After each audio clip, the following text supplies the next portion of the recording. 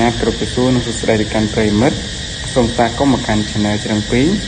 สำหรับท่านนี้ยังมีแต่ตัวนักเรียนบอดทำไมโดยเพียนบอดนักเรียนใจปีตำรวจอ่อนตัวเปร่งจึงระบายกับไอคาเต้เนื้อออกนี้โจสลับปีโอนึ่งสลับได้ในไตร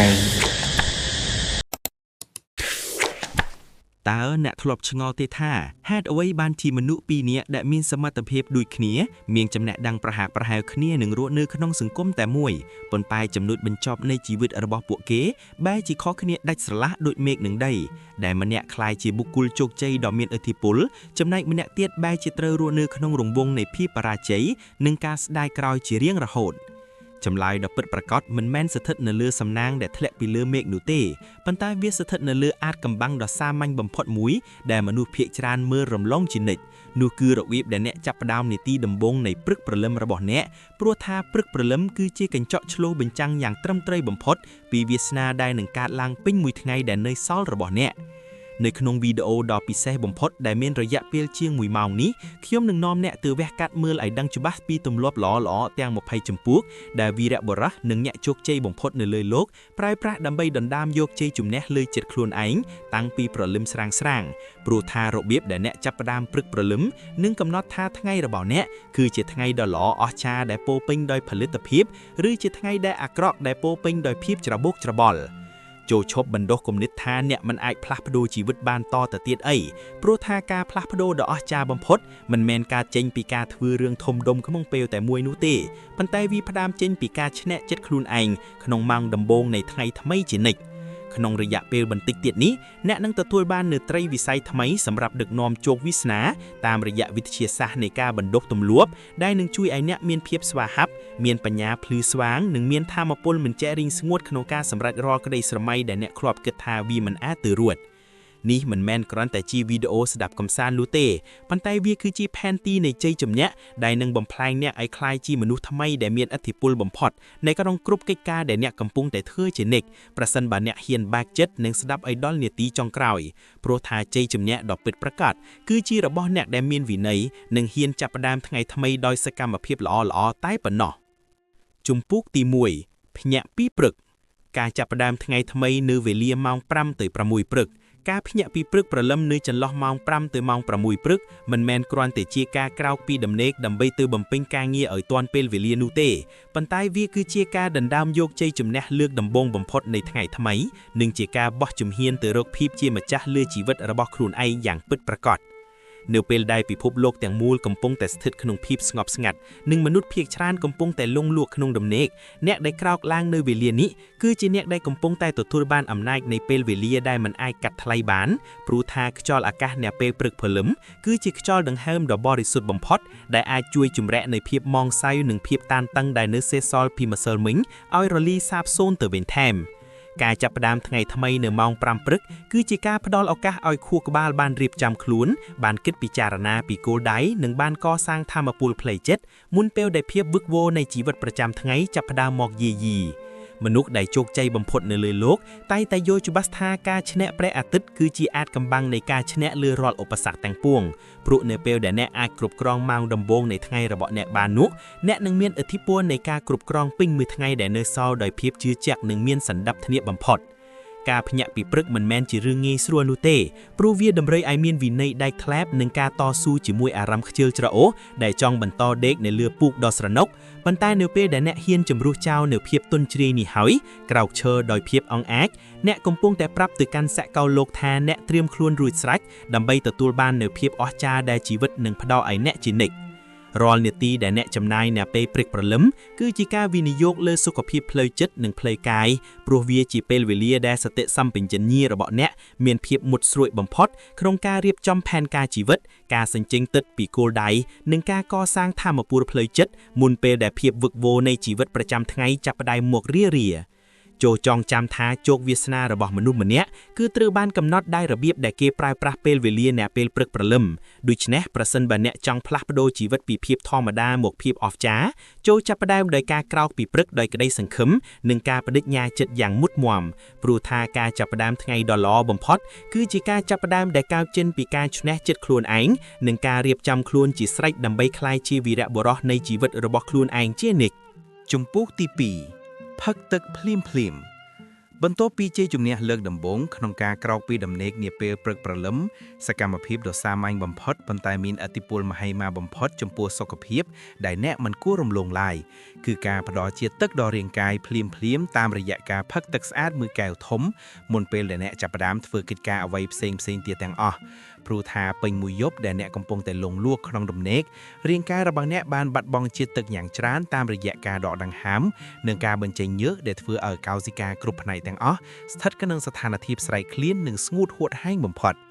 ការផឹកទឹកភ្លាមៗនៅពេលពោះទទេនាពេលព្រឹកព្រលឹមគឺជាការដាស់យន្តការខាងក្នុងនៃរាងកាយឲ្យភ្ញាក់រលឹកឡើងវិញយ៉ាងមានប្រសិទ្ធភាពដោយវាជួយជំរាក់នៅរាល់ជាតិពុលដែលកកស្ទាក់ក្នុងប្រព័ន្ធរំលាយអាហារ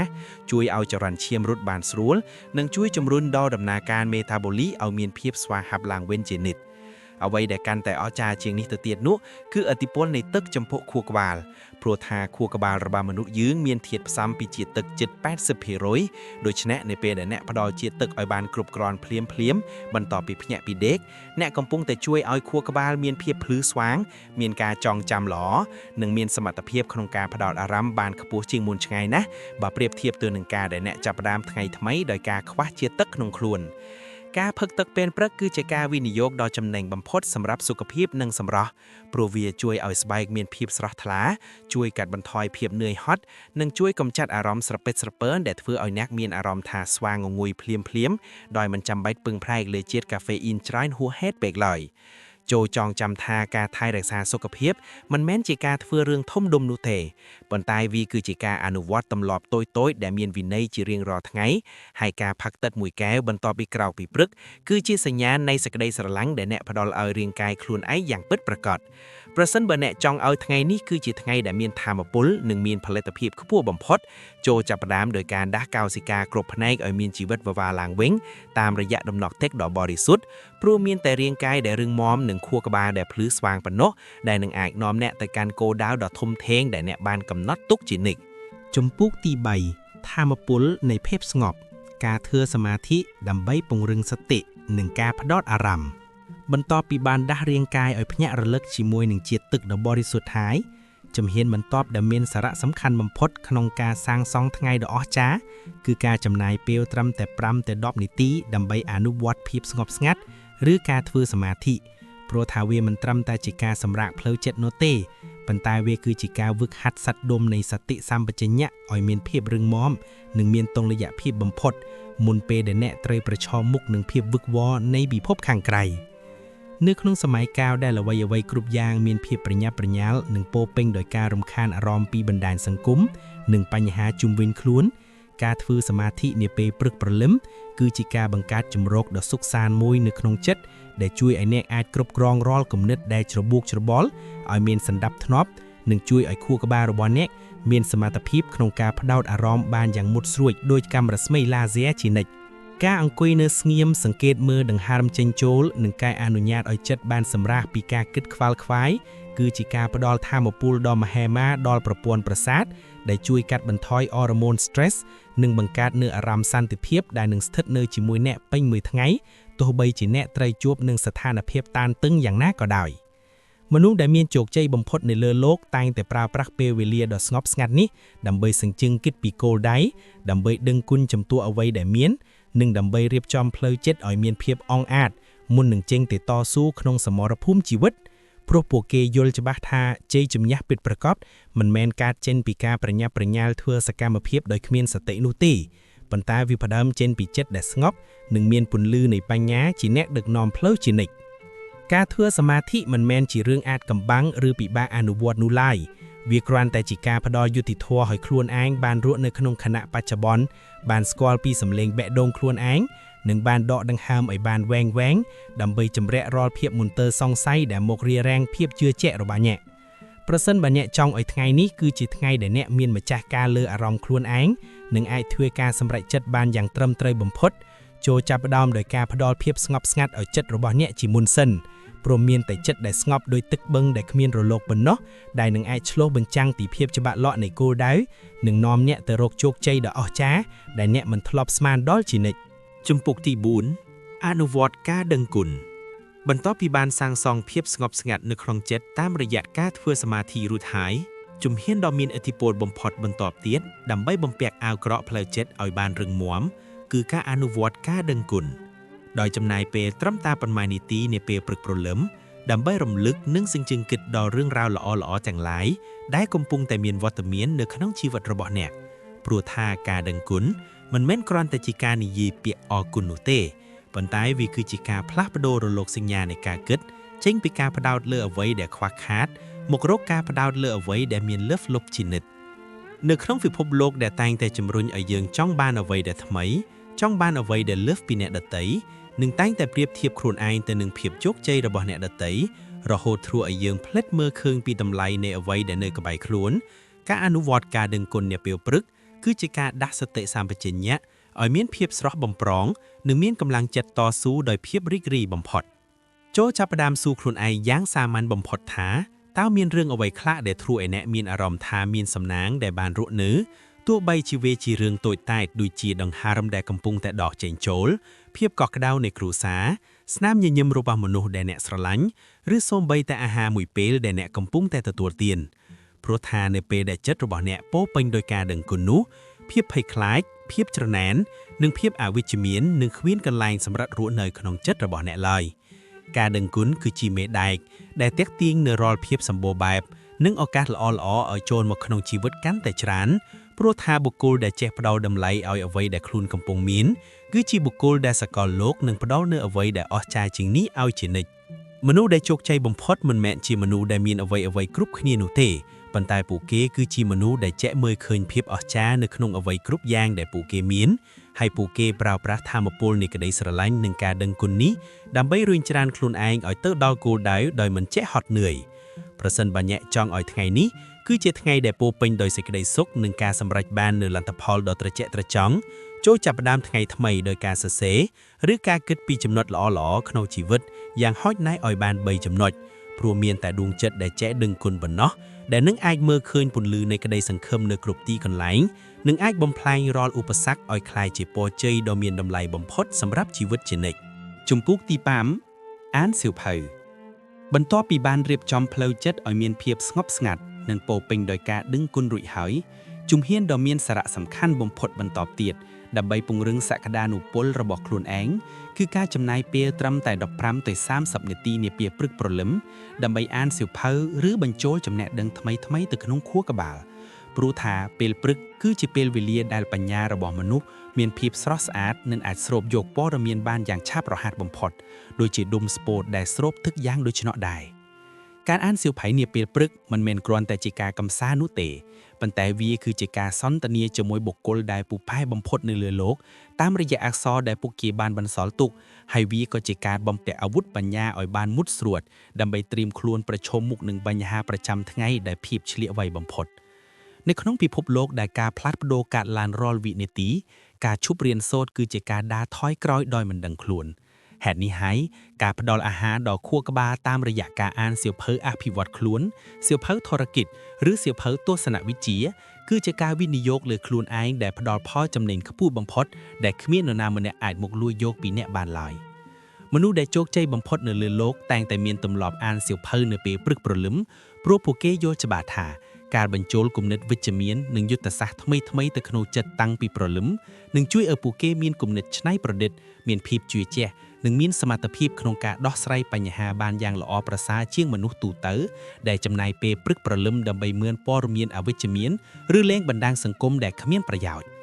ការអានសៀវភៅត្រឹមតែ 2-3 ទំព័រជារៀងរាល់ព្រឹកនឹងបង្កើតជាការផ្លាស់ប្ដូរដ៏ធំធេងក្នុងរយៈពេលវែងព្រោះវាជួយពង្រីកចក្ខុវិស័យជួយឲ្យអ្នកមើលឃើញពិភពលោកក្នុងមុំដែលធំជាងមុននិងជួយឲ្យអ្នកមានសម្លេងក្នុងចិត្តដែលពោរពេញដោយបញ្ញាជាអ្នកដឹកនាំផ្លូវជានិច្ចប្រសិនបើអ្នកចង់ឲ្យថ្ងៃនេះគឺជាថ្ងៃដែលអ្នកមានភាពរីកចម្រើននិងមានតម្លៃជាងកាលពីម្សិលមិញចូលចាប់ផ្ដើមដោយការបើកទំព័រសៀវភៅ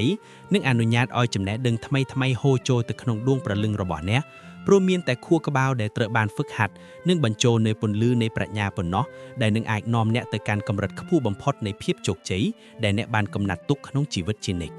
ជំពូកទី6គិតវិជ្ជមាន បន្ទាប់ពីបានបញ្ចូលចំណេះដឹងថ្មីៗទៅក្នុងបញ្ញារួចហើយជំហានដ៏មានឥទ្ធិពលបំផុតបន្តទៀតដើម្បីកំណត់ទិសដៅនៃថ្ងៃរបស់អ្នកឲ្យឆ្ពោះទៅរកជោគជ័យគឺការដាំដុះគ្រាប់ពូជនៃគំនិតវិជ្ជមានតាំងពីនាទីដំបូងនៃព្រឹកព្រលឹមព្រោះថាគំនិតដែលអ្នកជ្រើសរើសយកមកដាក់ក្នុងចិត្តនាពេលព្រឹកគឺជាអ្នកកំណត់ពណ៌សម្បូរនៃអារម្មណ៍និងសកម្មភាពរបស់អ្នកពេញមួយថ្ងៃដែលនៅសល់ជានិច្ចនៅក្នុងពិភពលោកដែលពោរពេញដោយសម្ពាធការប្រកួតប្រជែងនិងព័ត៌មានអវិជ្ជមានដែលត្រៀមនឹងបំបាក់ស្មារតីរបស់អ្នករាល់វិនាទីការចាប់ផ្ដើមថ្ងៃដោយការគិតល្អគឺជាការសាងសង់បន្ទាយការពារផ្លូវចិត្តយ៉ាងរឹងមាំដែលគ្មានឧបសគ្គណាអាចទម្លុះបានឡើយចូលរៀននិយាយជាមួយខ្លួនឯងនៅពាក្យសម្ដីដែលផ្ដល់កម្លាំងចិត្តដូចជាថ្ងៃនេះគឺជាថ្ងៃដ៏អស្ចារ្យរបស់ខ្ញុំមានសមត្ថភាពគ្រប់គ្រាន់ក្នុងការដោះស្រាយគ្រប់បញ្ហាហើយរាល់ការសាកល្បងដែលនឹងចូលមកដល់គឺជាឱកាសមាសសម្រាប់ពង្រឹងសមត្ថភាពរបស់ខ្ញុំឲ្យកាន់តែខ្លាំងជាងមុនព្រោះថាខួរក្បាលរបស់មនុស្សយើងនឹងធ្វើការទៅតាមអ្វីដែលយើងបញ្ជាជានិច្ចការគិតវិជ្ជមាននាពេលព្រឹកមិនមែនជាការយល់សប្តិក្នុងโลกដែលគ្មានការពិតនោះទេប៉ុន្តែវាគឺជាការជ្រើសរើសយកពន្លឺសូម្បីតែស្ថិតក្នុងស្ថានភាពល្ងឹតបំផុតនិងជាការត្រៀមលក្ខណៈផ្លូវចិត្តឲ្យមានភាពអង់អាចបំផុតដើម្បីប្រឈមមុខនឹងភាពជាក់ស្ដែងនៃជីវិតដោយភាពម្ចាស់ការលើខ្លួនឯងមនុស្សដែលជោគជ័យបំផុតនៅលើโลกតែងតែប្រើប្រាស់ពេលវេលាព្រឹកព្រលឹមដើម្បីសេចក្ដីគិតពីភាពជោគជ័យដើម្បីស្រមៃពីគោលដៅដែលបានសម្រេចនិងដើម្បីបង្កើតថាមពលរីករាយដែលនឹងជួយឲ្យពួកគេមានភាពច្នៃប្រឌិតនិងមានទំនាក់ទំនងល្អជាមួយមនុស្សជុំវិញខ្លួនពេញមួយថ្ងៃការចាប់ផ្ដើមថ្ងៃដោយគំនិតល្អគឺជាការវិនិយោគលើសុភមង្គលដែលផ្ដល់ផលតបស្នងមកវិញជាជោគជ័យដ៏ត្រជាក់ត្រចង់ព្រោះនៅពេលដែលចិត្តរបស់អ្នកវិជ្ជមាននោះភ្នែករបស់អ្នកនឹងមើលឃើញតែឱកាសដៃរបស់អ្នកនឹងមានកម្លាំងក្នុងការធ្វើសកម្មភាពហើយជើងរបស់អ្នកនឹងបោះជំហានទៅមុខដោយភាពជឿជាក់បំផុតប្រសិនបើអ្នកចង់ឲ្យថ្ងៃនេះគឺជាថ្ងៃដែលអ្នកឈ្នះលើគ្រប់សមរភូមិជីវិតចូលចាប់ផ្ដើមដោយការជំរុះចោលនៅរាល់ភាពមន្ទិលសង្ស័យភាពភ័យខ្លាចនិងការស្ដាយក្រោយក្នុងអតីតកាលហើយជំនួសមកវិញនូវក្តីសង្ឃឹមនិងការជឿជាក់យ៉ាងមុតមាំលើខ្លួនឯងព្រោះមានតែដួងចិត្តដែលពោរពេញដោយពន្លឺនៃភាពវិជ្ជមានប៉ុណ្ណោះដែលនឹងអាចទាក់ទាញនូវរាល់ភាពសម្បូរបែបនិងជ័យជំនះដ៏អស្ចារ្យបំផុតមកកាន់ជីវិតរបស់អ្នកជានិច្ចជំពូកទី7កំណត់គោលដៅប្រចាំថ្ងៃបន្ទាប់ពីបានរៀបចំថាមពលផ្លូវចិត្តឲ្យពោរពេញដោយភាពវិជ្ជមានរួចហើយជំហានដ៏មានសារៈសំខាន់បំផុតដើម្បីបំផ្លែងក្តីស្រមៃឲ្យคล้ายជាការពិតជាក់ស្ដែងគឺការចំណាយពេលពី3នាទីនាពេលព្រឹកព្រលឹមដើម្បីកំណត់គោលដៅប្រចាំថ្ងៃឲ្យបានច្បាស់លាស់ព្រោះថាការដឹងច្បាស់ពីអ្វីដែលត្រូវធ្វើគឺជាត្រីវិស័យដែលដឹកនាំជីវិតរបស់អ្នកមិនឲ្យរសាត់អណ្ដែតទៅតាមចរន្តនៃភាពច្របូកច្របល់ជំវិញខ្លួនឡើយនៅក្នុងពិភពលោកដែលពោរពេញដោយការរំខានអារម្មណ៍និងកិច្ចការរាប់រយជំពូកដែលមករកយើងក្នុងពេលតែមួយការចាប់ផ្ដើមថ្ងៃដោយគ្មានផែនការច្បាស់លាស់គឺប្រៀបដូចជាការបើកបរទូកកណ្ដាលមហាសមុទ្រដោយគ្មានចង្កូតដែលធ្វើឲ្យអ្នកចំណាយថាមពលយ៉ាងច្រើនតែមិនអាចទៅដល់ចំណុចដែលអ្នកចង់ទៅបានឡើយការសរសេរឬការកំណត់កិច្ចការសំខាន់បំផុតយ៉ាងហោចណាស់3ទៅ5ចំណុចដែលអ្នកត្រូវតែសម្រេចឲ្យបានក្នុងថ្ងៃនេះគឺជាការផ្ដល់អាទិភាពដល់ជីវិតនិងជាការជួយឲ្យខួរក្បាលរបស់អ្នកមានភាពស្ងប់ស្ងាត់និងមានការផ្ដោតអារម្មណ៍បានខ្ពស់បំផុតព្រោះនៅពេលដែលអ្នកដឹងច្បាស់ពីផ្លូវដែលត្រូវដើរអ្នកនឹងមិនងាយនឹងចាញ់បោកការលបួងនៃភាពខ្ជិលច្រអូសឬការរំខានពីបណ្ដាញសង្គមដែលគ្មានប្រយោជន៍ឡើយមនុស្សដែលជោគជ័យបំផុតនៅលើโลกមិនមែនជាមនុស្សដែលធ្វើការងារច្រើនបំផុតនោះទេប៉ុន្តែពួកគេគឺជាមនុស្សដែលពូកែបំផុតនៅក្នុងការជ្រើសរើសធ្វើការងារដែលផ្ដល់ផលចំណេញខ្ពស់បំផុតដល់គោលដៅធំរបស់ពួកគេហើយការរៀបចំផែនការនាពេលព្រឹកព្រលឹមគឺជាអាទិព្វកម្បាំងដែលធ្វើឲ្យពួកគេអាចគ្រប់គ្រងពេលវេលាបានយ៉ាងល្អឥតខ្ចក់និងមានមោទនភាពចំពោះខ្លួនឯងនៅពេលបញ្ចប់ថ្ងៃនីមួយៗការដឹងថាត្រូវធ្វើអ្វីគឺជាការកសាងទំនុកចិត្តនិងភាពម្ចាស់ការលើជោគវាសនាដែលជួយឲ្យអ្នកមានភាពស្វាហាប់មានភាពច្នៃប្រឌិតនិងមានសន្តិភាពក្នុងចិត្តព្រោះអ្នកលែងត្រូវខ្វល់ខ្វាយពីភាពមិនច្បាស់លាស់តទៅទៀតហើយប្រសិនបើអ្នកចង់ឲ្យថ្ងៃនេះគឺជាថ្ងៃដែលអ្នកសម្រេចបាននូវសមិទ្ធផលដ៏អស្ចារ្យនិងខិតជិតទៅរកក្តីស្រមៃធំរបស់អ្នកមួយជំហានទៀតចូលចាប់ផ្ដើមដោយការកាន់ប៊ិចនិងក្រដាសឬការប្រើប្រាស់សតិដើម្បីរៀបចំសណ្ដាប់ធ្នាប់នៃកិច្ចការងាររបស់អ្នកឲ្យបានមុតស្រួចបំផុតព្រោះមានតែអ្នកដែលមានផែនទីជីវិតច្បាស់លាស់នៅក្នុងដៃប៉ុណ្ណោះ ដែលនឹងអាចទម្លុះរាល់របាំងនៃភាពស្មុគស្មាញនិងឈានទៅដល់កំពូលនៃភាពជោគជ័យដែលខ្លួនបានកំណត់ទុកជានិច្ច ជំពូកទី 8 សរសេរផែនការ To-do list បន្ទាប់ពីបានកំណត់គោលដៅធំៗប្រចាំថ្ងៃរួចរាល់ហើយជំហានដ៏មានឥទ្ធិពលបំផុតដើម្បីធានាថាអ្នកនឹងមិនវង្វេងផ្លូវក្នុងចរន្តនៃភាពមមាញឹកគឺការចំណាយពេល 2-3 នាទី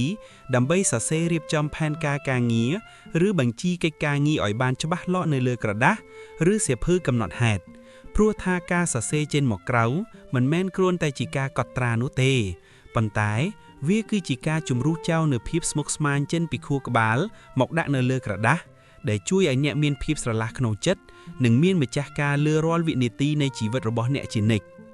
នៅក្នុងពិភពលោកដែលពោរពេញដោយកិច្ចការតូចធំដែលមកទាមទារការយកចិត្តទុកដាក់ពីយើងរាល់នាទីការចាប់ផ្ដើមថ្ងៃដោយគ្មានបញ្ជីកិច្ចការងារច្បាស់លាស់គឺជាការបើកទ្វារឲ្យភាពច្របូកច្របល់ចូលមកបំផ្លាញផលិតភាពរបស់អ្នកយ៉ាងងាយបំផុតដែលធ្វើឲ្យអ្នកចំណាយថាមពលទៅលើកិច្ចការដែលមិនសូវសំខាន់តែបែរជាភ្លេចធ្វើកិច្ចការដែលផ្ដល់ផលចំណេញខ្ពស់បំផុតដល់អនាគតរបស់អ្នកទៅវិញការសរសេររៀបចំការងារដោយបែងចែកឲ្យដាច់រវាងកិច្ចការដែលត្រូវធ្វើជាបន្ទាន់និងកិច្ចការដែលសំខាន់បំផុតគឺជាអត្ថកម្បាំងដែលធ្វើឲ្យអ្នកមានភាពស្ងប់ស្ងាត់និងមានការផ្ដោតអារម្មណ៍បានខ្ពស់បំផុតព្រោះនៅពេលដែលអ្វីៗគ្រប់យ៉ាងត្រូវបានរៀបចំតាមលំដាប់លំដោយអ្នកនឹងមិនត្រូវខ្វល់ខ្វាយពីការភ្លេចភ្លាំងឬមានសម្ពាធផ្លូវចិត្តខ្លាំងពេកឡើយមនុស្សដែលជោគជ័យបំផុតនៅលើលោកតែងតែប្រើប្រាស់ការសរសេរបញ្ជីកិច្ចការងារនាពេលព្រឹកព្រលឹមដើម្បីបង្កើតឲ្យមានរចនាសម្ព័ន្ធនៃជ័យជំនះដែលជួយឲ្យពួកគេអាចធ្វើការសម្រេចចិត្តបានយ៉ាងរហ័សមានភាពច្នៃប្រឌិតនិងមានមោទនភាពចំពោះខ្លួនឯងនៅពេលដែលបានគ្រីបញ្ចប់កិច្ចការនីមួយៗនៅចុងបញ្ចប់នៃថ្ងៃការរៀបចំការងារគឺជាការវិនិយោគលើសេរីភាពនៃពេលវេលាដែលជួយឲ្យអ្នកមានភាពស្វាហាប់មានវិន័យនិងមានភាពច្បាស់លាស់ក្នុងគ្រប់សកម្មភាពព្រោះអ្នកលែងត្រូវប្រើខួរក្បាលដើម្បីចងចាំកិច្ចការដែលនៅសេសសល់ទៀតហើយតែត្រូវប្រើវាដើម្បីគិតនិងបង្កើតថ្មីវិញប្រសិនបើអ្នកចង់ឲ្យថ្ងៃនេះគឺជាថ្ងៃដែលអ្នកគ្រប់គ្រងពេលវេលាបានយ៉ាងល្អប្រសើរនិងអាចបញ្ចប់រាល់កិច្ចការងារដែលសំខាន់បំផុតដោយភាពជឿជាក់ចូលចាប់ផ្ដើមដោយការកាន់ប៊ិចនិងសរសេររៀបចំផែនទីនៃជ័យជំនះរបស់អ្នកឲ្យបានមុតស្រួចបំផុតព្រោះមានតែអ្នកដែលហ៊ានរៀបចំសណ្ដាប់ធ្នាប់នៃជីវិតតាំងពីព្រឹកព្រលឹមប៉ុណ្ណោះដែលនឹងអាចទម្លុះរាល់របាំងនៃភាពវឹកវរនិងឈានទៅដល់កំពូលនៃភាពជោគជ័យដែលខ្លួនបានកំណត់ទុកក្នុងជីវិតជានិច្ចជំពូកទី 9 ហាត់ប្រាណបន្ទាប់ពីបានរៀបចំសណ្ដាប់ធ្នាប់នៃកិច្ចការងារនៅលើក្រដាសរួចរាល់ហើយជំហានដ៏មានឥទ្ធិពលបំផុតបន្តទៀតដើម្បីបំផ្លាញរាងកាយរបស់អ្នកឲ្យក្លាយជាម៉ាស៊ីនផលិតភាពជោគជ័យគឺការចំណាយពេលធ្វើលំហាត់ប្រាណនាពេលព្រលឹមព្រោះថាការបញ្ចេញសកម្មភាពរាងកាយមិនមែនគ្រាន់តែជាការកសាងសាច់ដុំឬសម្រកទម្ងន់នោះទេ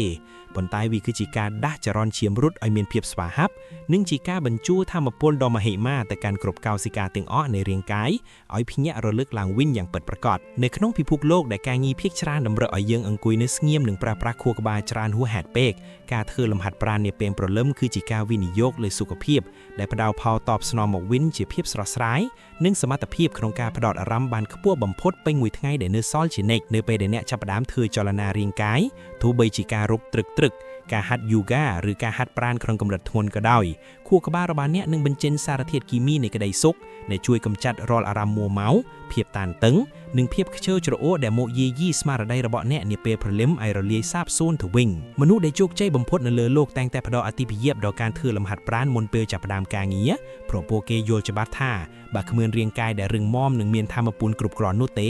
ទោះបីជាមានគម្រោងការល្អឥតខ្ចក់យ៉ាងណាក៏មិនអាចមានកម្លាំងក្នុងការតស៊ូជំនះរាល់ឧបសគ្គបានឡើយការធ្វើលំហាត់ប្រាណនាពេលព្រលឹមគឺជាការបង្កើនល្បឿននៃដំណើរការមេតាបូលីសដែលជួយឲ្យអ្នកមានអារម្មណ៍ថាស្វាហាប់មិនងាយងងុយគេងនិងមានភាពជឿជាក់លើខ្លួនឯងកាន់តែខ្លាំងព្រោះអ្នកបានសម្រេចចិត្តឈ្នះលើភាពទន់ជ្រាយនៃរាងកាយតាំងពីព្រលឹមភាពខុសគ្នារវាងថ្ងៃដែលអ្នកបានហាត់ប្រាណនិងថ្ងៃដែលអ្នកមិនបានធ្វើសកម្មភាពគឺស្ថិតនៅលើកម្រិតនៃភាពច្នៃប្រឌិតនិងភាពអត់ធ្មត់នៃផ្លូវចិត្តព្រោះថារាងកាយដែលត្រូវបានហ្វឹកហាត់នឹងបញ្ជូនសញ្ញាទៅកាន់ខួរក្បាលថាអ្នកត្រៀមខ្លួនរួចជាស្រេចដើម្បីឈ្នះរាល់សមរភូមិជីវិតដែលនៅចំពោះមុខប្រសិនបើអ្នកចង់ឲ្យថ្ងៃនេះគឺជាថ្ងៃដែលអ្នកមានថាមពលមិនចាក់រីងស្ងួតនិងមានភាពអង់អាចបំផុតក្នុងការសម្រេចរាល់កិច្ចការងារធំចូលចាប់ផ្ដើមដោយការធ្វើចលនារាងកាយឲ្យ ឲ្យបានញើកបន្តិចបន្តួចនិងអនុញ្ញាតឲ្យចរន្តឈាមរបស់អ្នកនាំយកអុកស៊ីសែនទៅកាន់ខួរក្បាលឲ្យបានពេញលេញព្រោះមានតែម៉ាស៊ីនដែលត្រូវបានដុតកម្ដៅបានល្អតាំងពីព្រលឹមប៉ុណ្ណោះដែលនឹងអាចរត់បានយ៉ាងលឿននិងឈានទៅដល់ខ្សែជ័យជំនះនៃភាពជោគជ័យដ៏ត្រចះត្រចង់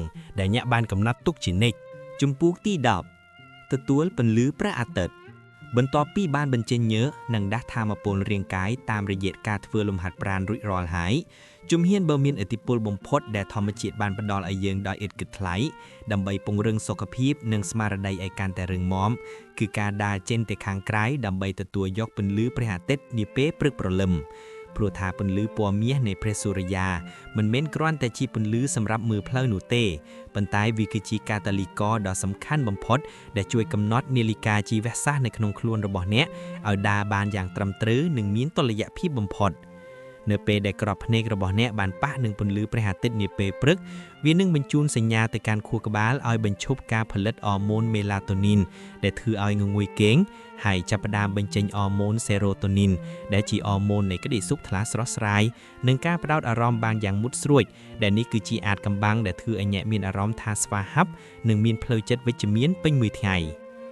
ការទទួលពន្លឺព្រះអាទិត្យត្រឹមតែ10ទៅ15នាទីគឺជាការវិនិយោគដ៏អស្ចារ្យលើសុខភាពឆ្អឹងនិងប្រព័ន្ធការពាររាងកាយតាមរយៈការផលិតវីតាមីន D ដែលជួយឲ្យរាងកាយរបស់អ្នកមានភាពស៊ាំនឹងជំងឺដង្កាត់ផ្សេងៗនិងជួយឲ្យគុណភាពនៃការសម្រាកនៅពេលយប់ខាងមុខកាន់តែមានភាពស៊ីជម្រៅនិងស្ងប់សុខជាងមុនឆ្ងាយណាស់មនុស្សដែលជោគជ័យបំផុតនិងយល់ដឹងពីវិទ្យាសាស្ត្រនៃជីវិតតែងតែប្រើប្រាស់ពេលវេលានេះដើម្បីបញ្ចូលថាមពលពីសកលលោកមកកាន់ដួងព្រលឹងព្រោះពួកគេដឹងថាការរស់នៅត្រឹមតែក្នុងបន្ទប់ងងឹតឬក្រោមពន្លឺអំពូលអគ្គិសនីគឺជាការឃុំឃាំងសក្តានុពលនៃធម្មជាតិរបស់មនុស្សម្នាក់ឲ្យចុះខ្សោយបន្តិចម្ដងការដើរទទួលពន្លឺព្រះអាទិត្យនាពេលព្រឹកព្រលឹមគឺជាការភ្ជាប់ទំនាក់ទំនងរវាងខ្លួនប្រាណនិងផែនដីដែលជួយឲ្យអ្នកមានអារម្មណ៍ថាមានសេរីភាពមានកម្លាំងចិត្តក្នុងការច្នៃប្រឌិតនិងមានភាពអត់ធ្មត់ខ្ពស់ចំពោះរាល់សម្ពាធការងារដែលនឹងចូលមកដល់ព្រោះអ្នកបានទទួលយកថាមពលដ៏បរិសុទ្ធបំផុតពីចក្រវាឡតាំងពីព្រលឹមស្រស់ស្រាយប្រសិនបើអ្នកចង់ឲ្យថ្ងៃនេះគឺជាថ្ងៃដែលអ្នកមានសុខភាពល្អឥតខ្ចោះមានអារម្មណ៍ស្រស់ថ្លានិងមានបញ្ញាភឺស្វាងបំផុតចូលចាប់ផ្ដើមដោយការបើកបង្អោងឬដើរចេញទៅក្រៅផ្ទះដើម្បីឲ្យស្បែកនិងកែវភ្នែករបស់អ្នកបានស្រូបយកនូវរាល់អាចកម្បាំងនៃជីវិតដែលបង្កប់នៅក្នុងការរស្មីព្រះអាទិត្យព្រោះមានតែអ្នកដែលហ៊ានងើបឈរទទួលយកពន្លឺមុនគេប៉ុណ្ណោះដែលនឹងអាចក្លាយជាបុគ្គលដែលភ្លឺស្វាងនិងមានឥទ្ធិពលបំផុតនៅក្នុងគ្រប់កិច្ចការដែលខ្លួនកំពុងតែធ្វើជានិច្ចជំពូកទី11មិនប្រើទូរស័ព្ទភ្លាមៗនៅក្នុងយុគសម័យ Digital ដែលព័ត៌មាននិងការតខ្ទប់ហូរចូលមកយ៉ាងគំហុករាល់វិនាទីសកម្មភាពដ៏គ្រោះថ្នាក់បំផុតដែលអាចបំផ្លាញផលិតភាពនិងសន្តិភាពក្នុងចិត្តរបស់អ្នកតាំងពីព្រលឹមគឺការចាប់កាន់ទូរស័ព្ទដៃភ្លាមៗបន្ទាប់ពីបើកភ្នែកភ្ញាក់ពីដំណេកព្រោះថាទម្លាប់នេះគឺជាការបើកទ្វារឲ្យពិភពខាងក្រៅចូលមកត្រួតត្រាលើគំនិតនិងអារម្មណ៍របស់អ្នកមុនពេលដែលអ្នកមានឱកាសបានស្គាល់ពីខ្លួនឯងក្នុងថ្ងៃថ្មីជានិច្ចនៅពេលដែលអ្នកចាប់ផ្ដើមថ្ងៃដោយការអូសមើលបណ្ដាញសង្គមការអានសារឬការមើលអ៊ីមែលការងារខួរក្បាលរបស់អ្នកនឹងត្រូវបង្ខំឲ្យស្ថិតក្នុងស្ថានភាពប្រតិកម្មចំពោះរឿងរ៉ាវរបស់អ្នកដទៃរឿងរ៉ាវអវិជ្ជមានឬសម្ពាធនៃកិច្ចការដែលមិនទាន់រួចរាល់ដែលធ្វើឲ្យកម្រិតនៃភាពតានតឹងកើនឡើងខ្ពស់ភ្លាមនិងសម្លាប់រាល់ភាពច្នៃប្រឌិតដែលខួរក្បាលបានសន្សំទុកពេញមួយយប់ឲ្យរលាយសាបសូន្យទៅវិញការមិនប្រើទូរស័ព្ទយ៉ាងហោចណាស់30នាទីទៅ1ម៉ោងនាពេលព្រលឹមគឺជាការរក្សាអធិបតេយ្យភាពនៃផ្លូវចិត្តដែលជួយឲ្យអ្នកអាចរក្សាបាននូវភាពស្ងប់ស្ងាត់មានការផ្ដោតអារម្មណ៍បានខ្ពស់និងមានសមត្ថភាពក្នុងការកំណត់ទិសដៅជីវិតដោយភាពម្ចាស់ការលើខ្លួនឯងយ៉ាងពិតប្រាកដមនុស្សដែលជោគជ័យបំផុតនិងយល់ដឹងពីវិទ្យាសាស្ត្រខួរក្បាលតែងតែការពារម៉ោងដំបូងនៃថ្ងៃរបស់ពួកគេឲ្យនៅឆ្ងាយពីអេក្រង់ទូរស័ព្ទព្រោះពួកគេយល់ច្បាស់ថាការចាប់ផ្ដើមថ្ងៃដោយភាពស្ងប់ស្ងាត់គឺជាការផ្ដល់ឱកាសឲ្យសតិសម្បជញ្ញៈបានរីកលូតលាស់និងបានរៀបចំផែនការងារដែលសំខាន់បំផុតដោយមិនរងឥទ្ធិពលពីការមតិយោបល់ឬជីវិតរបស់អ្នកដទៃឡើយការរស់នៅដោយគ្មានការរំខានពីបច្ចេកវិទ្យានាពេលព្រលឹមគឺជាការវិនិយោគលើសុខភាពផ្លូវចិត្តដែលជួយឲ្យអ្នកមានអារម្មណ៍ថាមានសេរីភាពមានភាពជឿជាក់និងមានសន្តិភាពក្នុងចិត្តពេញមួយថ្ងៃទោះបីជាពិភពលោកខាងក្រៅមានភាពច្របូកច្របល់យ៉ាងណាក៏ដោយព្រោះអ្នកបានសាងសង់បន្ទាយការពារស្មារតីបានយ៉ាងរឹងមាំតាំងពីព្រលឹមស្រាងរួចជាស្រេច ប្រសិនបើអ្នកចង់ឲ្យថ្ងៃនេះគឺជាថ្ងៃដែលអ្នកមានផលិតភាពខ្ពស់បំផុតនិងមានបញ្ញាភ្លឺស្វាងបំផុតចូលចាប់ផ្ដើមដោយការទុកទូរស័ព្ទឲ្យនៅឆ្ងាយពីដៃ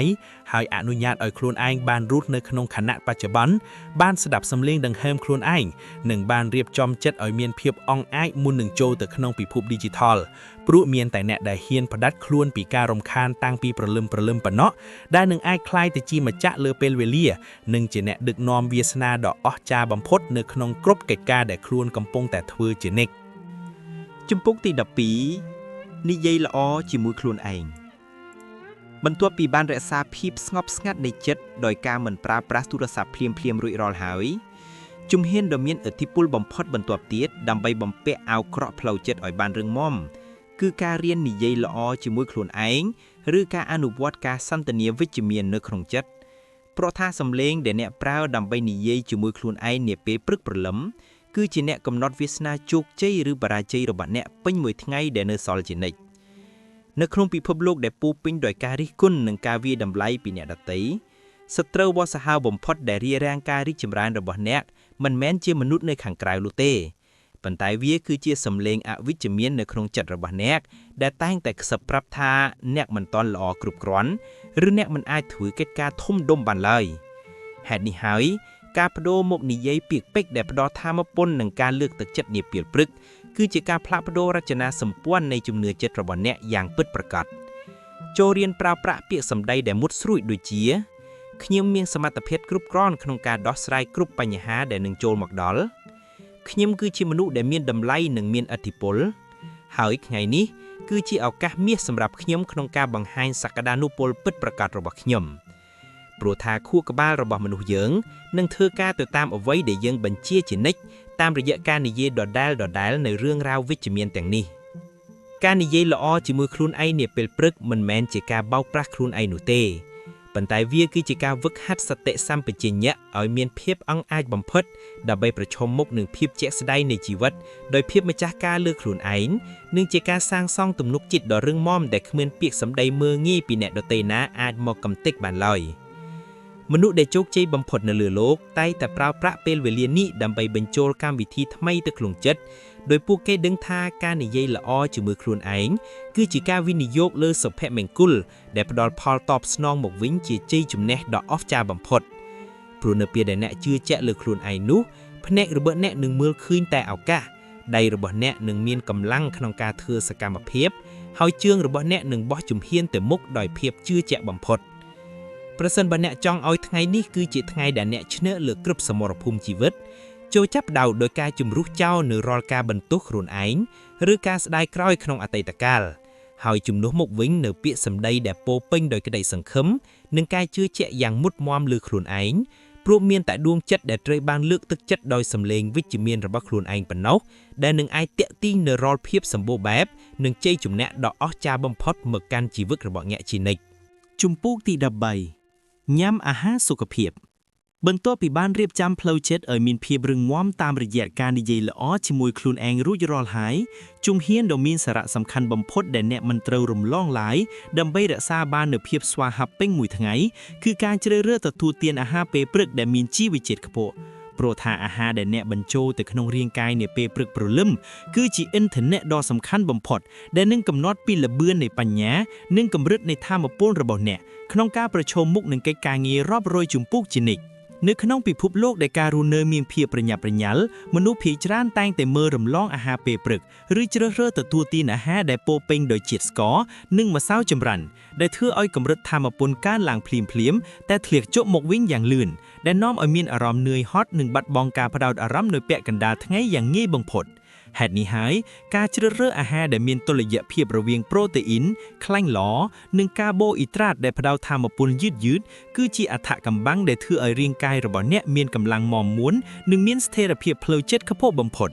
ការទទួលទានអាហារពេលព្រឹកដែលសម្បូរដោយជីវជាតិគឺជាការវិនិយោគលើផលិតភាពនៃខួរក្បាលព្រោះវាជួយផ្ដល់ជាតិស្ករក្នុងឈាមឲ្យមានតុល្យភាពជួយឲ្យការចងចាំមានភាពមុតស្រួចនិងជួយកាត់បន្ថយអារម្មណ៍ឆេវឆាវដែលកើតចេញពីភាពស្រេកឃ្លានដែលនេះគឺជាគ្រឹះដ៏រឹងមាំសម្រាប់អ្នកក្នុងការធ្វើការសម្រេចចិត្តបានយ៉ាងត្រឹមត្រូវបំផុត មនុស្សដែលជោគជ័យបំផុតនឹងយល់ដឹងពីវិទ្យាសាស្ត្រនៃរាងកាយតែងតែផ្ដល់តម្លៃដល់គុណភាពនៃអាហារដែលពួកគេបរិភោគព្រោះពួកគេដឹងថាការមានក្តីស្រមៃធំធេងតែគ្មានរាងកាយដែលរឹងមាំដើម្បីទ្រទ្រង់គឺប្រៀបដូចជាការមានឡានស៊េរីទំនើបតែប្រើប្រាស់សាំងដែលគ្មានគុណភាពដែលមិនអាចនាំពួកគេទៅដល់គោលដៅបានឡើយការផ្ដល់អាទិភាពដល់អាហារសុខភាពនាពេលព្រឹកព្រលឹមគឺជាការបង្ហាញពីការគោរពនិងសេចក្តីស្រឡាញ់ចំពោះរាងកាយខ្លួនឯងដែលជួយឲ្យអ្នកមានអារម្មណ៍ថាស្រស់ថ្លាមានភាពជឿជាក់និងមានកម្លាំងចិត្តក្នុងការតស៊ូជាមួយរាល់ឧបសគ្គដែលនឹងចូលមកដល់ព្រោះអ្នកបានបំពាក់នូវរាល់ជីវជាតិចាំបាច់ដែលកោសិកានិងខួរក្បាលរបស់អ្នកត្រូវការតាំងពីព្រលឹមស្រាងៗរួចជាស្រេចប្រសិនបើអ្នកចង់ឲ្យថ្ងៃនេះគឺជាថ្ងៃដែលអ្នកមានថាមពលមិនចេះរីកស្ងួតនិងមានបញ្ញាភ្លឺស្វាងបំផុតចូលចាប់ផ្ដើមដោយការជ្រើសរើសអាហារដែលផ្ដល់ជីវិតនិងពន្លឺដល់រាងកាយរបស់អ្នកព្រោះមានតែម៉ាស៊ីនដែលត្រូវបានថែទាំនិងផ្ដល់ឥន្ធនៈដ៏ល្អបំផុតប៉ុណ្ណោះដែលនឹងអាចរត់បានយ៉ាងលឿននិងសម្រេចបាននូវរាល់សមិទ្ធផលដ៏អស្ចារ្យដែលអ្នកបានកំណត់ទុកក្នុងជីវិតជានិច្ចចំពុកទី14ងូតទឹកឲ្យស្រស់ស្រាយបន្ទាប់ពីបានផ្ដល់អ៊ីនធឺណិតដ៏ល្អបំផុតដល់រាងកាយតាមរយៈអាហារដែលមានជីវជាតិរួចរាល់ហើយជំហានដ៏មានសារៈសំខាន់បំផុតដើម្បីបញ្ចប់ការរៀបចំខ្លួននាពេលព្រឹកព្រលឹមឲ្យបានល្អឥតខ្ចោះគឺការងូតទឹកឲ្យបានស្រស់ស្រាយព្រោះថាសកម្មភាពនេះមិនមែនគ្រាន់តែជាការសម្អាតរាងកាយខាងក្រៅនោះទេប៉ុន្តែវាគឺជាការប្រើប្រាស់អានុភាពនៃទឹកដើម្បីដាស់ប្រព័ន្ធប្រសាទឲ្យមានភាពសកម្មនិងជាការផ្ដល់សញ្ញាណដ៏ខួរខ្វាលថាអ្នកបានត្រៀមខ្លួនរួចជាស្រេចដើម្បីចូលទៅក្នុងសមរភូមិជីវិតដោយភាពអង់អាចបំផុតនៅក្នុងពិភពលោកដែលយើងតែងតែមានអារម្មណ៍ថាស្ពឹកស្រពន់ឬនៅសេសសល់ភាពងងុយគេងទោះបីជាបានក្រោកពីដំណេកយូរក៏ដោយការងូតទឹកនាពេលព្រឹកព្រលឹមគឺជាកាតាលីករដ៏អស្ចារ្យដែលជួយជំរុះចោលនៅរាល់ភាពនឿយហត់និងភាពខ្ជិលច្អូសឲ្យរលាយសាបសូន្យទៅវិញភ្លាមតាមរយៈការប៉ះទង្គិចនៃទឹកមកលើស្បែកដែលជួយរំញោចដល់ចរន្តឈាមរត់ឲ្យមានភាពរហ័សរហួននិងជួយឲ្យអុកស៊ីហ្សែនហូរទៅកាន់គ្រប់កោសិកាទាំងអស់នៃរាងកាយបានយ៉ាងពេញលេញជាពិសេសការងូតទឹកត្រជាក់នាពេលព្រឹកព្រលឹមគឺជាអត្ថកម្បាំងដែលមនុស្សជោគជ័យនិងអ្នកវិទ្យាសាស្ត្រតែងតែណែនាំព្រោះវាជួយបញ្ចេញអរម៉ូនណរអាដ្រេណាលីនដែលធ្វើឲ្យអ្នកមានអារម្មណ៍ថាស្វាងងុយភ្លាមមានភាពជឿជាក់លើខ្លួនឯងកាន់តែខ្លាំងនិងមានសមត្ថភាពក្នុងការផ្ដោតអារម្មណ៍បានយ៉ាងមុតស្រួចពេញមួយថ្ងៃដែលនៅសល់ជានិច្ចការងូតទឹកគឺជាពេលវេលាដែលអ្នកអាចរស់នៅក្នុងខណៈបច្ចុប្បន្នបានយ៉ាងពិតប្រាកដដែលជួយឲ្យអ្នកមានភាពច្នៃប្រឌិតខ្ពស់ព្រមនៅពេលដែលរាងកាយមានភាពធូរស្រាលក្រោមដំណក់ទឹកដែលហូរស្រោចស្រពនោះខួរក្បាលនឹងចាប់ផ្ដើមបង្កើតនូវគំនិតថ្មីនិងដំណក់ស្រាយដ៏អស្ចារ្យសម្រាប់កិច្ចការងារដែលកំពុងរង់ចាំនៅចំពោះមុខមនុស្សដែលយល់ដឹងពីតម្លៃនៃភាពស្រស់ថ្លាតែងតែផ្ដល់អាទិភាពដល់ការងូតទឹកនាពេលព្រឹកព្រលឹម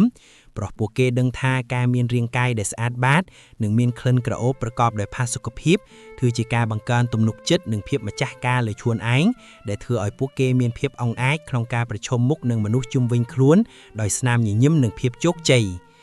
ការផ្ដល់ភាពស្រស់ស្រាយដល់រាងកាយនាពេលព្រឹកគឺជាការវិនិយោគលើថាមពលដែលជួយឲ្យអ្នកមានភាពស្វាហាប់មានភាពអត់ធ្មត់និងមានសន្តិភាពក្នុងចិត្តព្រោះអ្នកបានជំរះរាល់ភាពមន្ទិលសង្ស័យនិងភាពអវិជ្ជមានចេញពីរាងកាយតាំងពីព្រលឹមស្រាងរួចជាស្រេច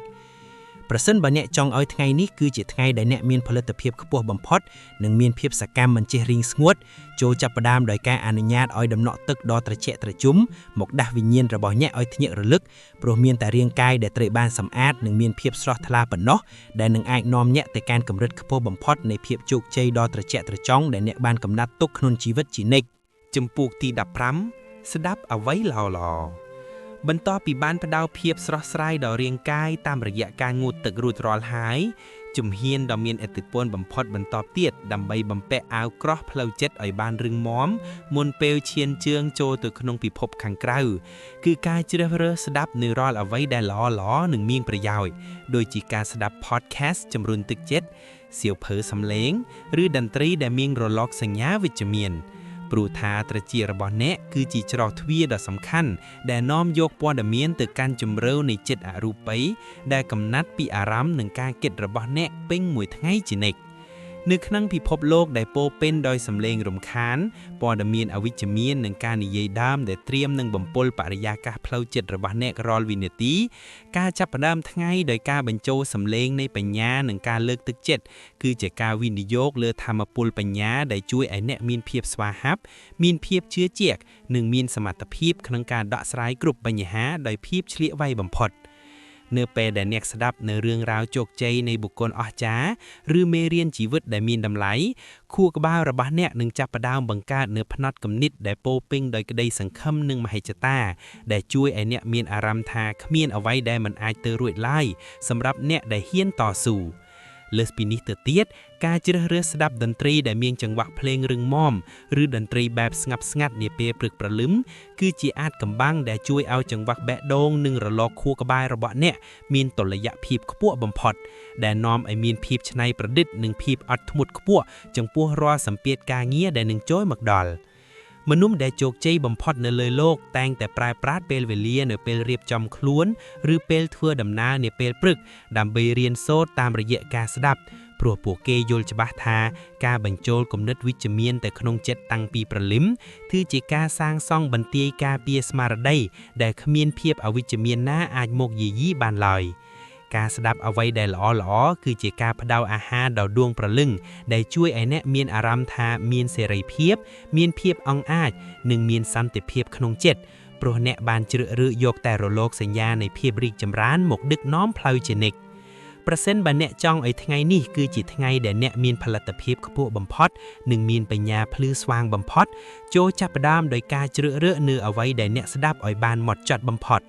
ព្រោះមានតែអ្នកដែលហ៊ានបញ្ចូលនៅសម្លេងនៃជោគជ័យនិងពន្លឺនៃប្រាជ្ញាតាំងពីព្រលឹមប៉ុណ្ណោះដែលនឹងអាចក្លាយជាបុគ្គលដែលមានឥទ្ធិពលនិងសម្រេចបាននូវរាល់សមិទ្ធផលដ៏អស្ចារ្យបំផុតដែលខ្លួនបានកំណត់ទុកក្នុងជីវិតជានិច្ច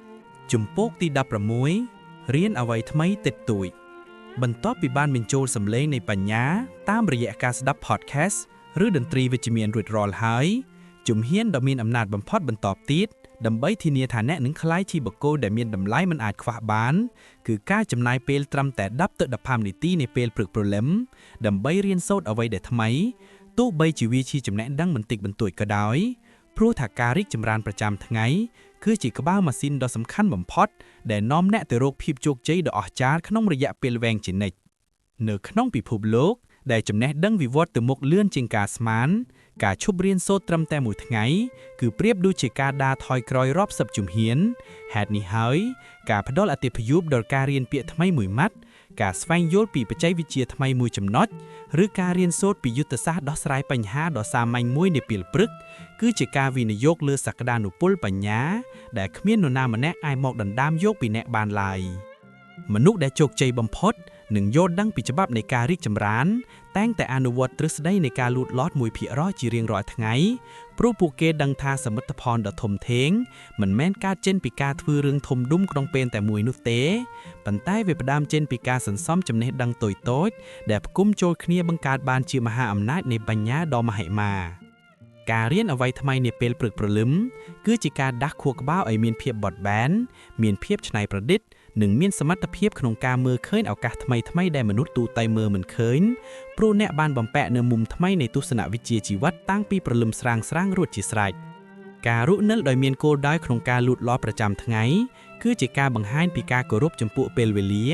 និងជាការកសាងទំនុកចិត្តលើខ្លួនឯងដែលជួយឲ្យអ្នកមានអារម្មណ៍ថាមានមោទនភាពមានកម្លាំងចិត្តក្នុងការតស៊ូនិងមានសន្តិភាពក្នុងចិត្តព្រោះអ្នកដឹងថាខ្លួនឯងនៅថ្ងៃនេះគឺប្រសើរជាងខ្លួនឯងកាលពីម្សិលមិញជានិច្ច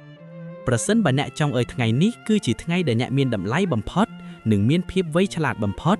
ចូលចាប់ផ្ដើមដោយការស្រូបយកនូវរាល់ដំណក់ទឹកនៃប្រាជ្ញាដែលថ្មីប្លែកសម្រាប់អ្នកព្រោះមានតែអ្នកដែលហ៊ានរៀនសូត្រមិនឈប់ឈរតាំងពីព្រលឹមស្រាងប៉ុណ្ណោះដែលនឹងអាចក្លាយជាអធិរាជនៃជោគជ័យនិងសម្រេចបាននូវរាល់ក្តីស្រមៃដ៏អស្ចារ្យបំផុតដែលខ្លួនបានកំណត់ទុកក្នុងជីវិតជានិច្ចជំពូកទី17រៀបចំបរិយាកាសបន្ទាប់ពីបានដុសខាត់បញ្ញាតាមរយៈការរៀនសូត្រអ្វីដែលថ្មីបន្តិចបន្តួចរួចរាល់ហើយជំហានដែលមានឥទ្ធិពលបំផុតបន្តទៀតដើម្បីធានាថាការផ្ដោតអារម្មណ៍របស់អ្នកនឹងមិនរងរងើពេញមួយថ្ងៃគឺការចំណាយពេលរៀបចំបរិយាកាសជុំវិញខ្លួនឲ្យមានសណ្ដាប់ធ្នាប់និងភាពស្អាតបាតព្រោះថាពិភពខាងក្រៅដែលអ្នករស់នៅគឺជាកញ្ចក់ឆ្លុះបញ្ចាំងយ៉ាងត្រឹមត្រូវបំផុតពីស្ថានភាពនៃចិត្តគំនិតខាងក្នុងរបស់អ្នកជានិច្ចនៅក្នុងពិភពលោកដែលពោរពេញទៅដោយភាពមមាញឹកមនុស្សភាគច្រើនតែងតែមើលរំលងការរៀបចំកន្លែងគេងឬការរៀបចំកន្លែងធ្វើការឲ្យមានរបៀបរៀបរយដោយមិនដឹងខ្លួនថាការរស់នៅក្នុងបរិយាកាសដែលរញ៉េរញ៉ៃគឺជាការបង្កើតបន្ទុកផ្លូវចិត្តដ៏ធ្ងន់ធ្ងរដែលសម្លាប់រាល់ភាពច្នៃប្រឌិតនិងបង្កឲ្យមានភាពតានតឹងដោយមិនដឹងខ្លួន ហេតុនេះហើយការផ្ដល់អាទិភាពដល់ការរៀបចំបន្ទប់ឲ្យស្អាតនាពេលព្រឹកព្រលឹមគឺជាការបង្កើតនូវសណ្ដាប់ធ្នាប់នៃជោគជ័យដែលជួយឲ្យខួរក្បាលរបស់អ្នកមានភាពស្រឡះមានការផ្ដោតអារម្មណ៍បានខ្ពស់និងមានសមត្ថភាពក្នុងការសម្រេចចិត្តបានយ៉ាងមុតស្រួចបំផុតមនុស្សដែលជោគជ័យបំផុតនឹងយល់ដឹងពីចិត្តវិទ្យានៃលំហតែងតែចាប់ផ្ដើមថ្ងៃដោយការរៀបចំគ្រែគេងឬការរៀបចំកន្លែងធ្វើការឲ្យមានភាពល្អឥតខ្ចោះព្រោះពួកគេដឹងថាជ័យជំនះតូចតាចដំបូងបំផុតនេះនឹងបង្កើតជាកម្លាំងរុញច្រានឲ្យពួកគេមានមោទនភាពចំពោះខ្លួនឯងមានវិន័យនិងមានភាពជឿជាក់ក្នុងការទៅសម្រេចកិច្ចការងារធំៗដែលនៅចំពោះមុខការរៀបចំបរិយាកាសឲ្យមានភាពស្អាតបាតគឺជាការវិនិយោគលើសន្តិភាពនៃផ្លូវចិត្តដែលជួយឲ្យអ្នកមានអារម្មណ៍ថាមានសេរីភាពមានភាពជឿជាក់និងមានតុល្យភាពក្នុងចិត្តព្រោះនៅពេលដែលភ្នែករបស់អ្នកមើលឃើញតែភាពរៀបរយនោះចិត្តរបស់អ្នកក៏នឹងមានភាពនឹងណនិងមិនងាយនឹងរងឥទ្ធិពលពីភាពច្របូកច្របល់ខាងក្រៅឡើយការរស់នៅក្នុងបរិយាកាសដែលស្អាតបាតគឺជាការបង្ហាញពីការផ្ដល់តម្លៃឲ្យខ្លួនឯងនិងជាការត្រៀមលក្ខណៈជាស្រេចដើម្បីទទួលយកនូវរាល់ភាពសម្បូរបែបដែលនឹងចូលមកដល់ក្នុងជីវិតព្រោះមានតែដួងចិត្តដែលស្ងប់ស្ងាត់នៅក្នុងមជ្ឈដ្ឋានដែលត្រឹមត្រូវប៉ុណ្ណោះដែលនឹងអាចបញ្ចេញនូវសក្តានុពលដ៏អស្ចារ្យបំផុតដែលមនុស្សដទៃមិនអាចធ្វើបានប្រសិនបើអ្នកចង់ឲ្យថ្ងៃនេះគឺជាថ្ងៃដែលអ្នកមានផលិតភាពខ្ពស់បំផុតនិងមានបញ្ញាភ្លឺស្វាងបំផុតចូលចាប់ផ្ដើមដោយការរៀបចំពិភពតូចៗដែលនៅជុំវិញខ្លួនអ្នកឲ្យមានភាពស្រស់ត្រកាលនិងមានរបៀបរៀបរយបំផុតព្រោះមានតែអ្នកដែលហ៊ានគ្រប់គ្រងបរិយាកាសរបស់ខ្លួនឯងតាំងពីព្រឹកព្រលឹមប៉ុណ្ណោះដែលនឹងអាចក្លាយជាអធិរាជនៃពេលវេលានិងសម្រេចបាននូវរាល់សមិទ្ធផលដ៏អស្ចារ្យបំផុតដែលខ្លួនបានកំណត់ទុកក្នុងជីវិតជានិច្ចជំពូកទី18ចាប់ផ្ដើមការងារសំខាន់មុនបន្ទាប់ពីបានរៀបចំបរិយាកាសជុំវិញខ្លួនឲ្យមានសណ្ដាប់ធ្នាប់និងភាពស្អាតបាតរួចរាល់ហើយជំហានដ៏មានឥទ្ធិពលបំផុតនិងជាចំណុចរបត់នៃជោគជ័យប្រចាំថ្ងៃគឺការសម្រេចចិត្តចាប់ផ្ដើមធ្វើការងារដែលសំខាន់បំផុតនិងពិបាកបំផុតមុនគេបង្អស់ព្រោះថាថាមពលខួរក្បាលនិងការផ្ដោតអារម្មណ៍របស់អ្នកនាពេលព្រឹកព្រលឹមគឺជាធនធានដ៏មានតម្លៃបំផុតដែលមន្ត្រីខ្ជិះខ្ជាយទៅលើកិច្ចការតូចតាចដែលគ្មានន័យនោះឡើយនៅក្នុងពិភពលោកដែលមនុស្សភាគច្រើនចូលចិត្តពន្យាពេលនិងជ្រើសរើសធ្វើការងារដែលស្រួលដើម្បីបន្លប់អារម្មណ៍ភ័យខ្លាចចំពោះការងារធំការហ៊ានប្រឈមមុខនិងដោះស្រាយកិច្ចការដែលជាអាទិភាពខ្ពស់បំផុតតាំងពីព្រលឹមគឺជាអថាកម្បាំងដែលបែងចែករវាងបុគ្គលដែលបង្កើតសមិទ្ធផលពិតប្រាកដនិងបុគ្គលដែលគ្រាន់តែរវល់ដោយគ្មានលទ្ធផលជានិច្ចការធ្វើកិច្ចការដែលសំខាន់បំផុតមុនគេគឺជាការកសាងទំនុកចិត្តដ៏មហិមាដែលជួយឲ្យអ្នកមានអារម្មណ៍ថាមានសេរីភាពមានភាពជឿជាក់និងមានមោទនភាពចំពោះខ្លួនឯងពេញមួយថ្ងៃដែលនៅសល់ព្រោះនៅពេលដែលភារកិច្ចដ៏ធ្ងន់បំផុតត្រូវបានបញ្ចប់អ្នកនឹងមានកម្លាំងចិត្តរុញច្រានឲ្យសម្រេចកិច្ចការដទៃទៀតបានយ៉ាងងាយស្រួលបំផុតមនុស្សដែលជោគជ័យបំផុតនៅលើលោកតែងតែអនុវត្តយុទ្ធសាស្ត្រនៃការផ្ដោតអារម្មណ៍ដោយកាំរស្មីឡាហ្សែទៅលើគោលដៅតែមួយគត់ដែលនឹងផ្ដល់ផលចំណេញខ្ពស់បំផុតដល់អនាគតរបស់ពួកគេព្រោះពួកគេយល់ច្បាស់ថាការមានវិន័យក្នុងការធ្វើកិច្ចការដែលត្រូវធ្វើមិនមែនជាការងារធ្ងន់នោះទេប៉ុន្តែវាគឺជាការសន្សំជ័យជំនះតូចៗដើម្បីបង្កើតជាមហាជោគជ័យក្នុងរយៈពេលវែងការចាប់ផ្ដើមថ្ងៃដោយការផ្ដល់អាទិភាពដល់ការងារសំខាន់គឺជាការវិនិយោគលើពេលវេលាដែលជួយឲ្យអ្នកមានភាពស្វាហាប់មានភាពច្នៃប្រឌិតនិងមានសន្តិភាពក្នុងចិត្ត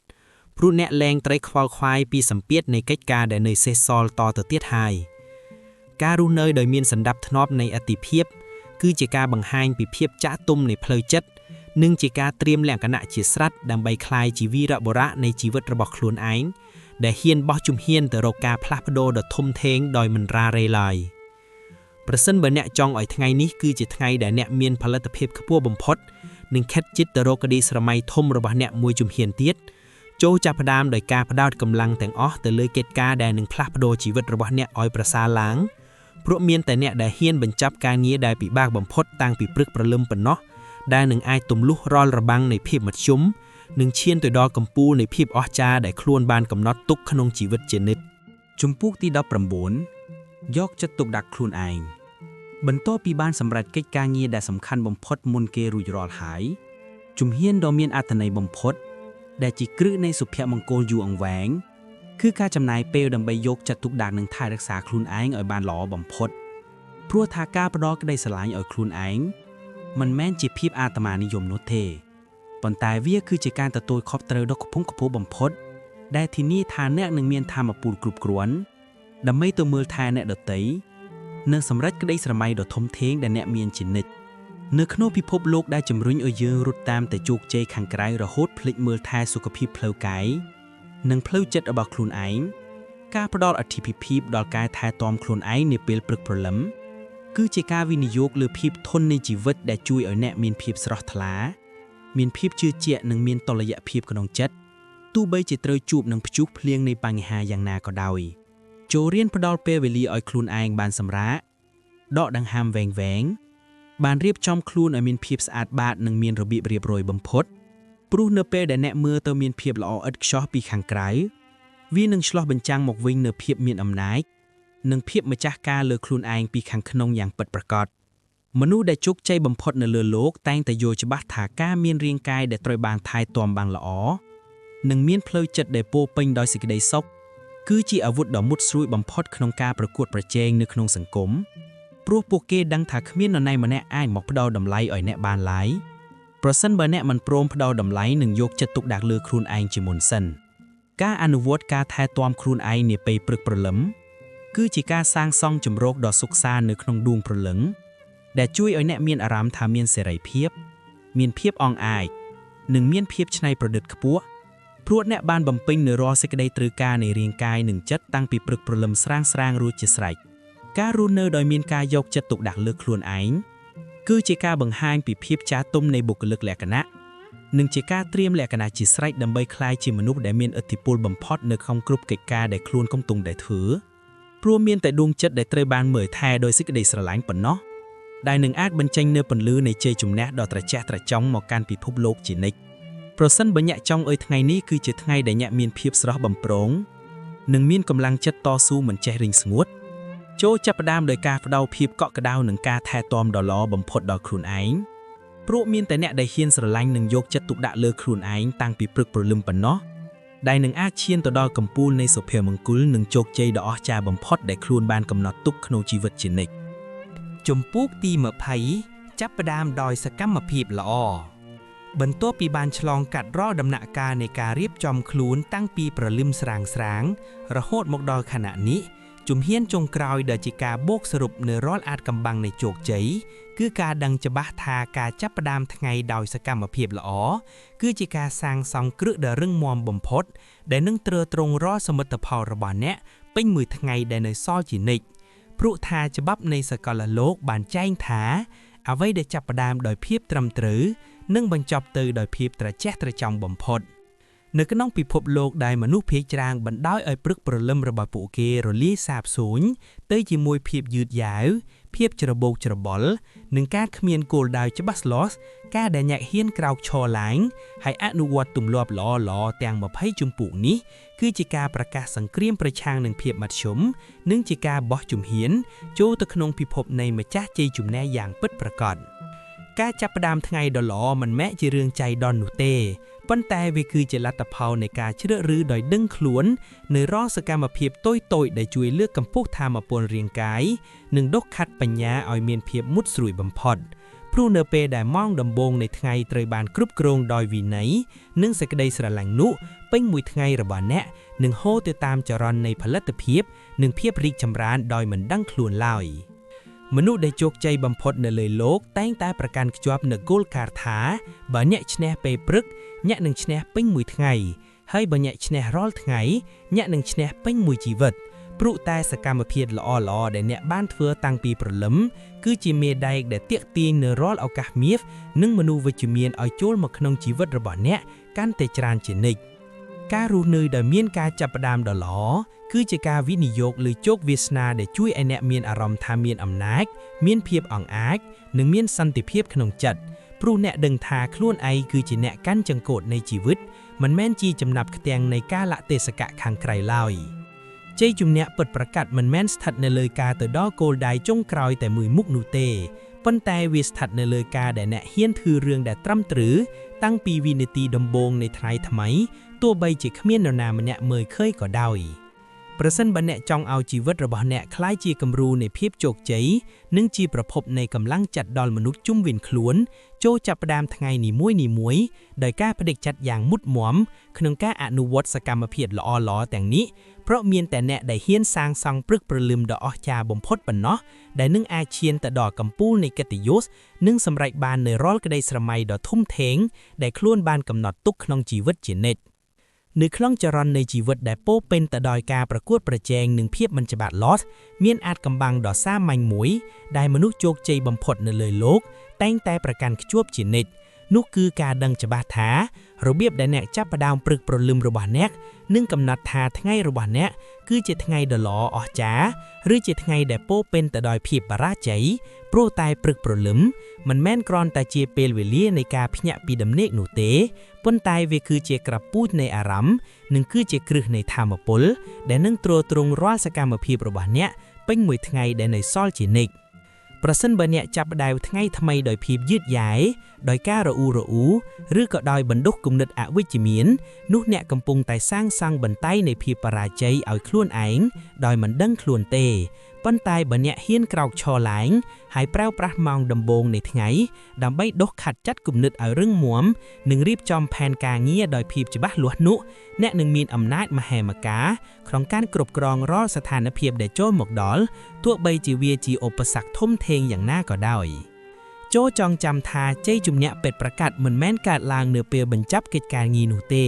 ប៉ុន្តែវាឈ្នះតាំងពីដង្ហើមដំបូងដែលអ្នកសម្រេចចិត្តថាថ្ងៃនេះខ្ញុំនឹងធ្វើឲ្យល្អបំផុតជាងកាលពីម្សិលមិញព្រោះតែសកម្មភាពល្អៗដែលអ្នកបានធ្វើតាំងពីព្រលឹមគឺជាមេដែកដែលទាក់ទាញនៅរាល់ឱកាសមាសនិងមនុស្សវិជ្ជមានឲ្យចូលមកក្នុងជីវិតរបស់អ្នកកាន់តែច្រើនជានិច្ចកុំបណ្ដោយឲ្យព្រឹកព្រលឹមដ៏មានតម្លៃរបស់អ្នកត្រូវរលាយសាបសូន្យទៅជាមួយការរ៉ារ៉េឬការសង្ស័យលើសមត្ថភាពខ្លួនឯងតទៅទៀតអីតែត្រូវប្រាប់ខ្លួនឯងថាចាប់ពីនាទីនេះទៅខ្ញុំគឺជាអ្នកចារឹកវាសនាដោយដៃរបស់ខ្ញុំផ្ទាល់ហើយការចាប់ផ្ដើមដ៏ល្អបំផុតរបស់ខ្ញុំនៅព្រឹកនេះនឹងនាំខ្ញុំទៅកាន់កំពូលនៃភាពជោគជ័យដែលពិភពលោកត្រូវតែស្នប់ស្ញែងជានិច្ច